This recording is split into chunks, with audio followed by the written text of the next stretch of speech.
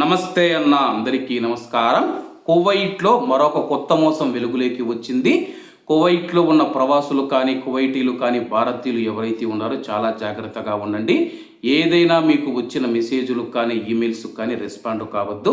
వివరాల్లోకి వెళితే, కువైట్ విద్యుత్ మరియు నీటి వ్యవహారాల మంత్రిత్వ శాఖ చెల్లింపులను తిరిగి చెల్లించడానికి సంబంధించిన ఈమెయిల్ లింకులను పంపలేదని, అలాంటి మెసేజ్లకు ఎవరు స్పందించవద్దని చెప్పి వినియోగదారులను హెచ్చరించింది. ఈ ఈమెయిల్ మోసపూరితమైనవి మరియు వినియోగదారుల బ్యాంక్ అకౌంట్లను హ్యాక్ చేయడానికి రూపొందించిన అనుమానాస్పద లింకులు కలిగి ఉండవచ్చని చెప్పి మంత్రిత్వ శాఖ తెలిపింది. నకిలీ రీఫండ్ మరియు ఈమెయిల్స్ పట్ల చాలా జాగ్రత్తగా ఉండాలని చెప్పి మంత్రిత్వ శాఖ హెచ్చరిస్తూ ఉంది.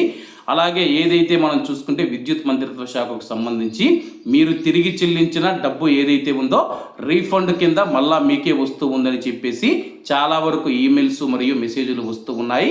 దానిపైన ఆ యొక్క లింకులను కానీ క్లిక్ చేస్తే కానీ వెంటనే మన యొక్క బ్యాంక్ అకౌంట్లో ఉన్న డబ్బులు అయితే కట్ అవుతూ ఉన్నాయి.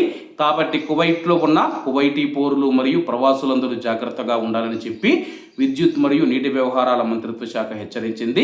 కాబట్టి కువైట్లో ఉన్న మన భారతీయులు ఎవరైతే ఉన్నారో ఏదైనా మీకు ఆఫర్లు ఇస్తూ ఉన్నామని చెప్పి, లేకపోతే మీకు డబ్బు రీఫండ్ వస్తూ ఉందని చెప్పి అనేక రకాల కారణాలతో మనం చూసుకుంటే మనల్ని మోసం చేయాలని చూస్తూ ఉన్నారు. కాబట్టి ఈ యొక్క విషయాన్ని గమనించగలరని కోరుకుంటూ అందరూ బాగుండాలి, అందులో మనం ఉండాలి. అందరికీ నమస్తే అన్న, జై హింద్.